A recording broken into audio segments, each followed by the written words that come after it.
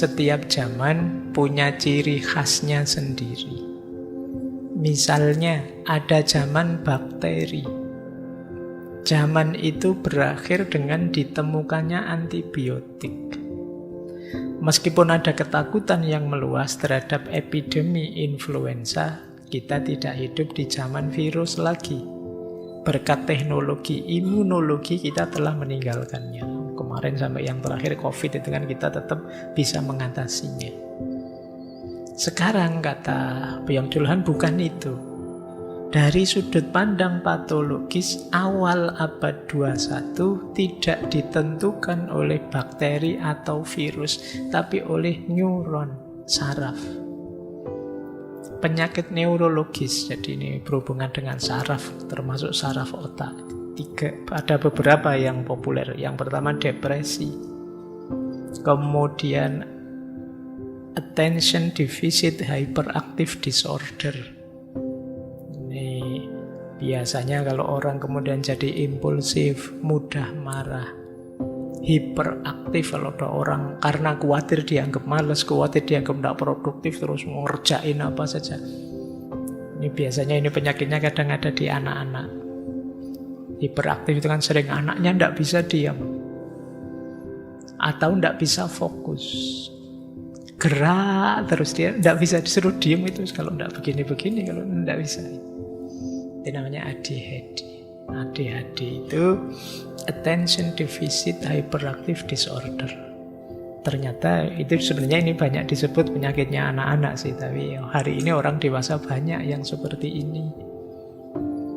Ngamuk, tidak ada alasan gebrak-gebrak. Nah, ini kemungkinan penyakit ini. Atau borderline personality disorder. Ini penyakit kepribadian ambang. Jadi bingung, stres, impulsif. Ini BPD, bukan Bank Pembangunan Daerah. Tapi ini penyakit jiwa ternyata. Baik ya, termasuk burnout syndrome. Ini menandai lanskap patologi awal abad 21. Jangan-jangan kita ada di antaranya. Jadi kita sakit jiwa tapi tidak ngaku. Jangan-jangan kita termasuk ODGJ semua. Ada gangguan kejiwaan, depresi, stres, tidak fokus, cemas, impulsif, ngamuan, baperan, dan lain sebagainya. Makanya kalau kita baca medsos itu isinya panas terus. Jangan-jangan kita masuk di sini.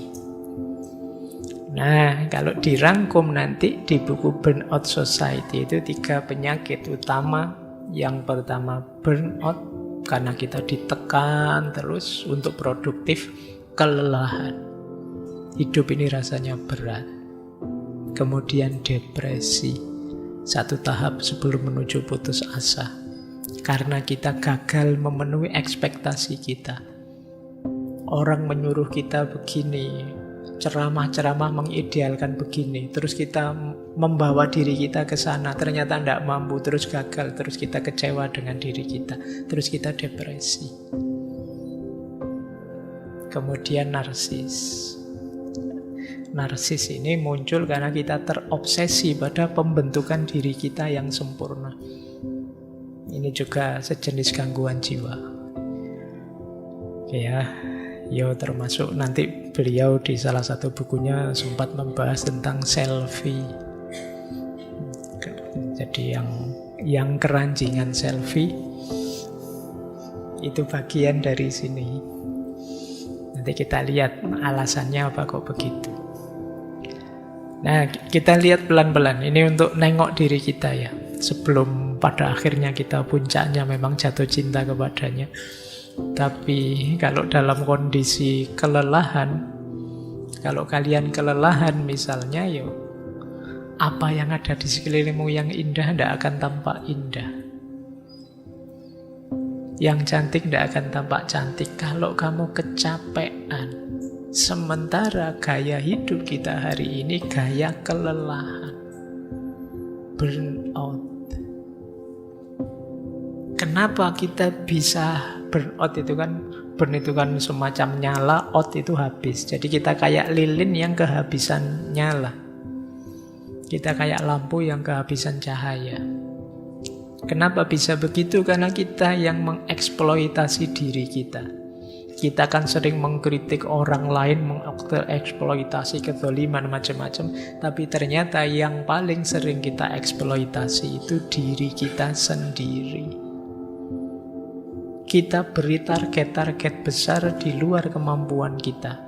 Kita paksa diri kita melakukan ini, melakukan itu, tanpa kita evaluasi sejauh mana kita nyaman, kita mampu, kita bisa.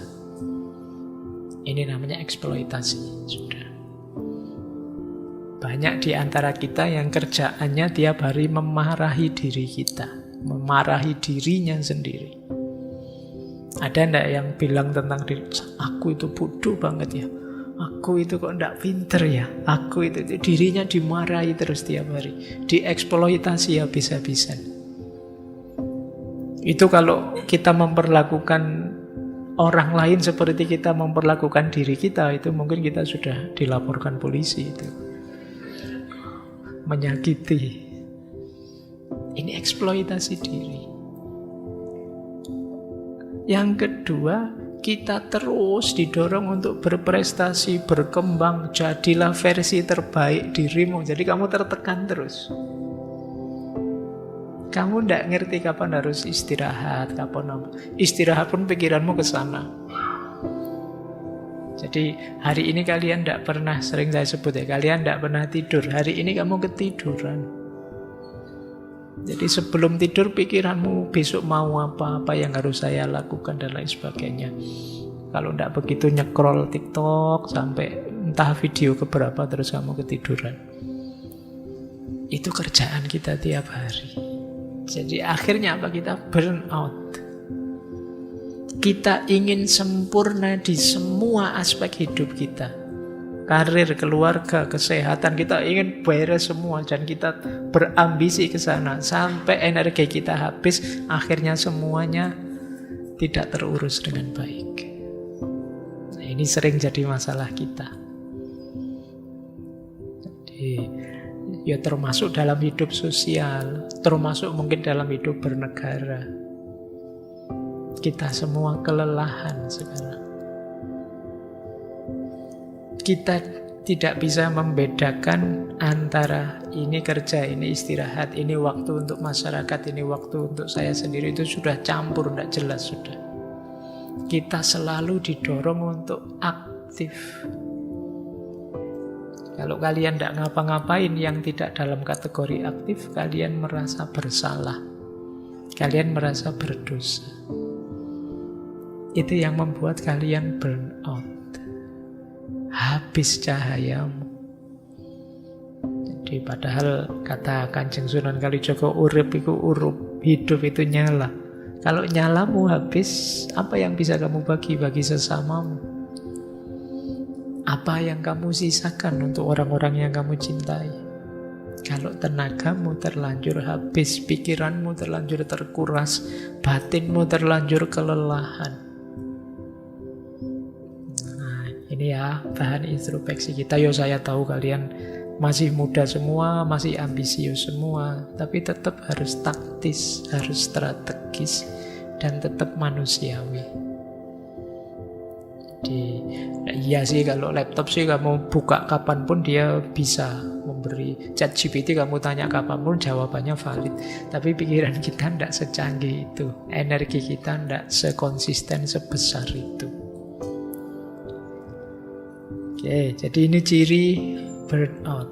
Kata yang Chulhan, saat ini setiap orang adalah buruh yang mengeksploitasi dirinya sendiri dalam perusahaannya sendiri. Orang-orang sekarang menjadi tuan dan budak sekaligus.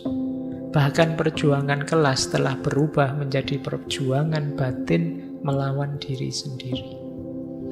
Oh, ini pengembangan ya dari konsep-konsep sebelumnya. Misalnya kita mengkritik zaman dulu, eksploitasi manusia, eksploitasi bidang ekonomi, dan lain sebagainya. ada kelompok borjuis, proletar, ada majikan, ada buruh. Yang itu majikan mengeksploitasi buruhnya. Tapi sekarang majikan itu kita, buruhnya juga kita.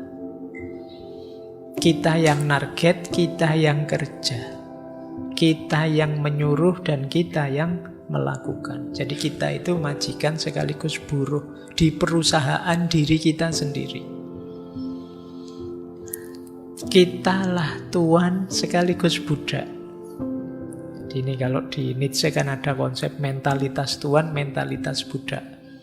Tapi ternyata hari ini tuannya ya kita, budaknya ya kita. Kita jadi budak dari diri kita sendiri.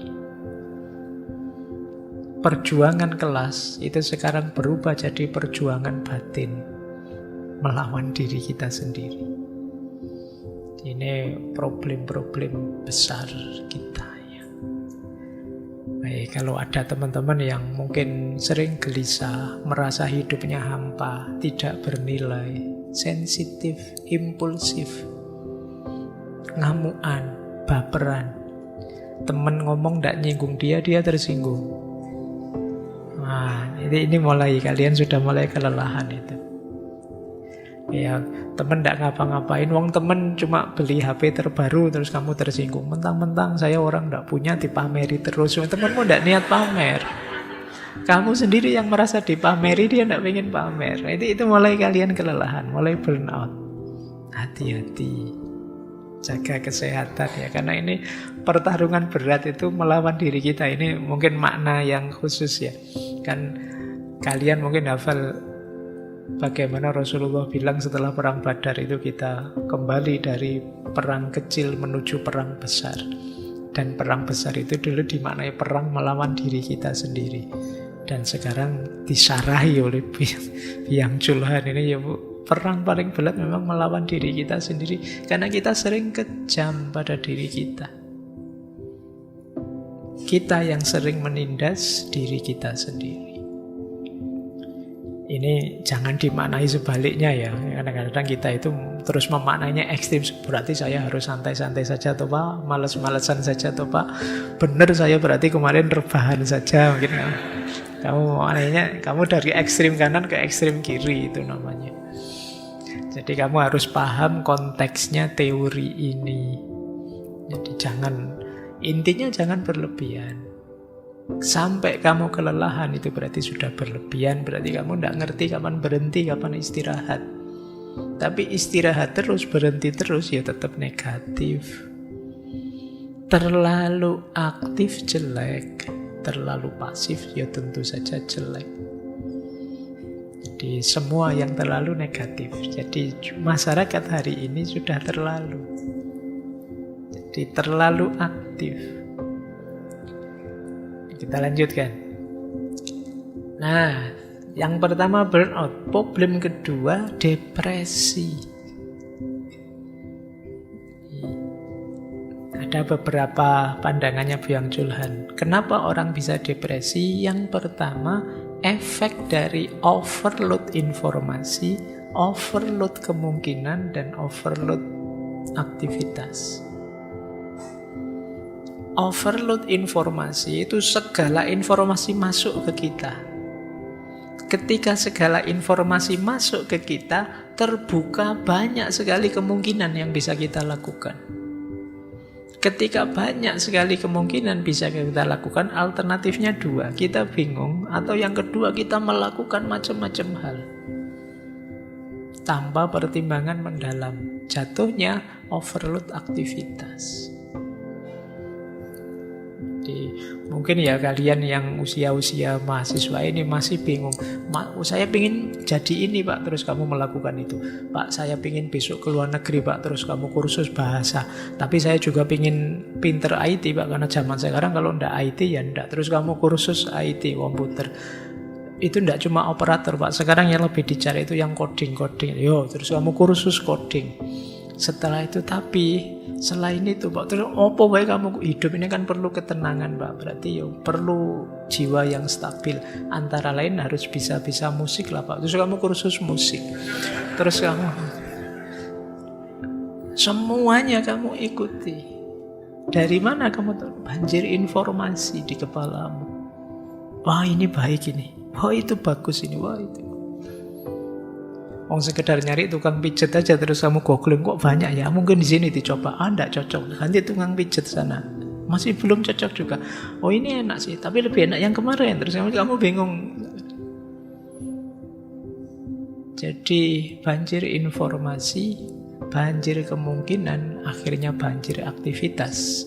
Terus kamu depresi. Jangan dikira banjir informasi itu menyenangkan. Ada banyak konsep yang kemarin-kemarin kita pelajari itu mengajarkan ke kita ada kalanya tidak tahu itu lebih baik. Jadi dalam banyak aspek kadang-kadang tidak tahu itu lebih selamat. Ketika kamu tahu, kamu tambah ribet, tambah repot, tambah cemas. Misalnya kamu punya teman, kamu tidak tahu kalau teman ini dulunya misalnya pernah dihukum karena apa gitu ya. Karena pelecehan atau karena apa itu. Ketika tidak tahu kamu aman, dia sudah tobat. Sekarang kamu nyaman saja, kamu tidak tahu masih jalan. Tapi begitu kamu tahu, beda sudah kan, kamu mulai deg-degan ini. Saya harus ngambil jarak ini saya. Kamu mulai, karena kamu tahu. Dan kamu tidak berani tanya. Pokoknya minggir saja. Ini yang sering terjadi. Jadi overload informasi, overload kemungkinan, akhirnya overload aktivitas. Kemudian orang banyak depresi karena menganggap kegagalan terjadi karena aku yang tidak kompeten. Jadi dia lupa bahwa manusia itu tidak ada yang tanpa batas. Semuanya terbatas. Tidak ada manusia yang menguasai nasibnya 100%. Bahkan kalian yang ahli pun kadang-kadang juga gagal. Tapi karena tadi teorinya kamu pasti bisa. Setiap orang punya potensi. Apapun yang ingin kamu lakukan, kamu pasti mampu.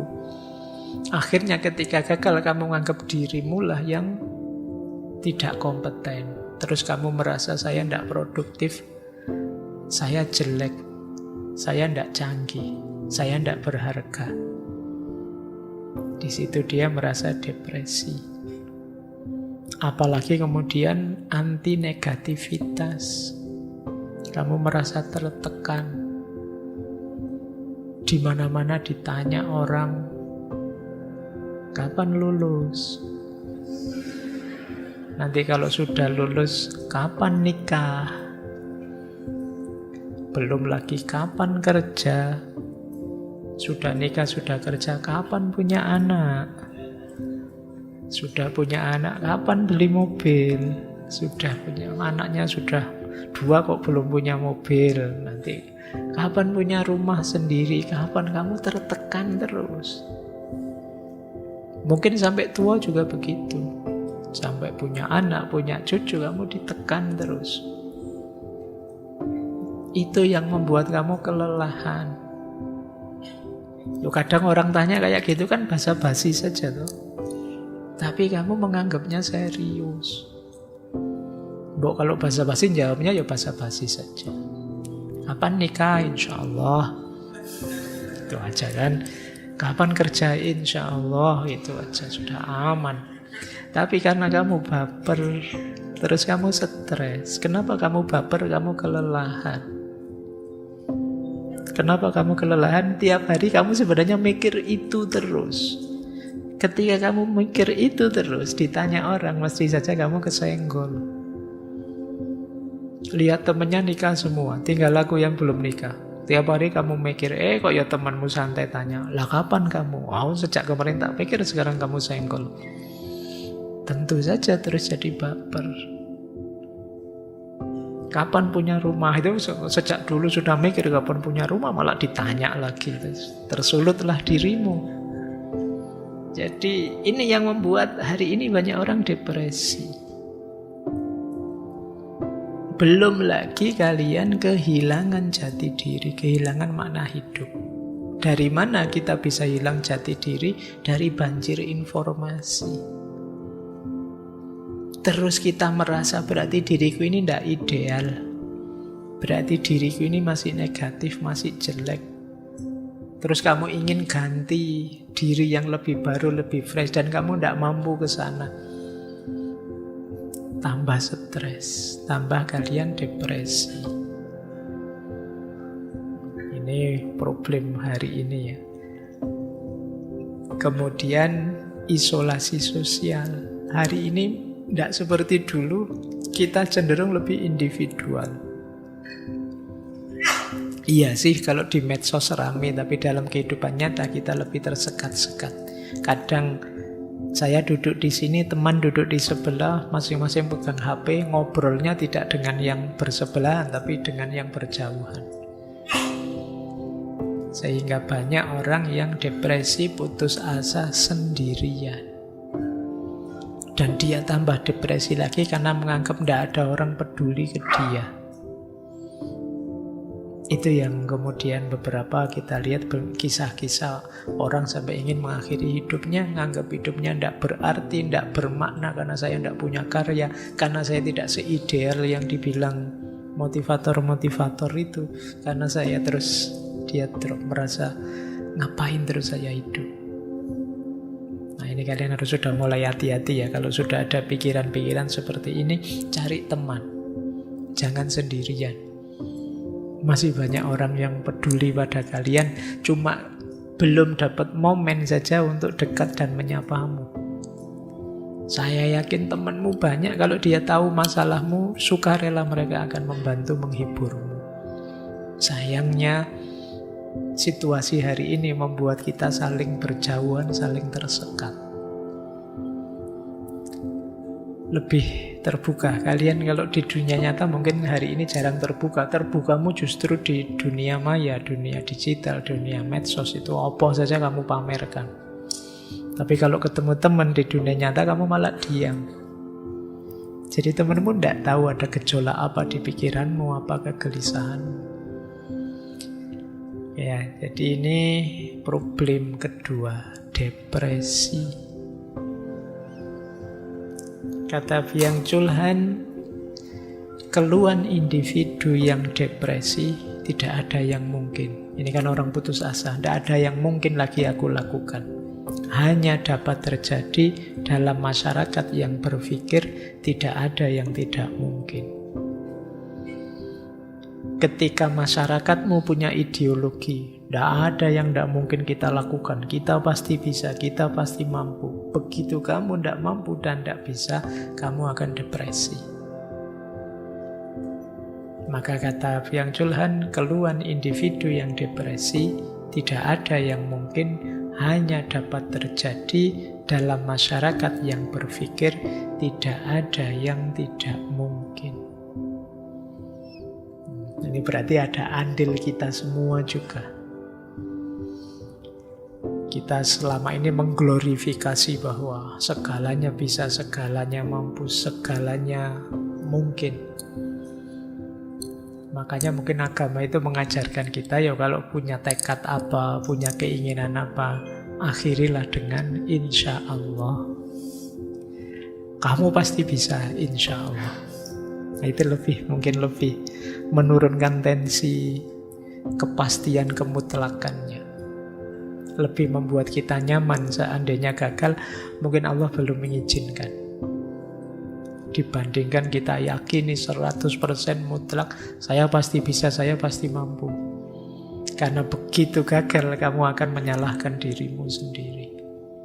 Menganggap bahwa saya tidak kompeten, saya ini level rendah berarti. Ini SDM level rendah berarti saya itu ya. Sekarang istilah ini kan sering kamu pakai. Menyebut dirimu tidak berharga, level rendah, dan lain sebagainya.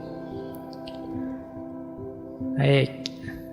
Kata Byung-Chul Han lagi, orang yang depresi tidak mampu memenuhi harapan.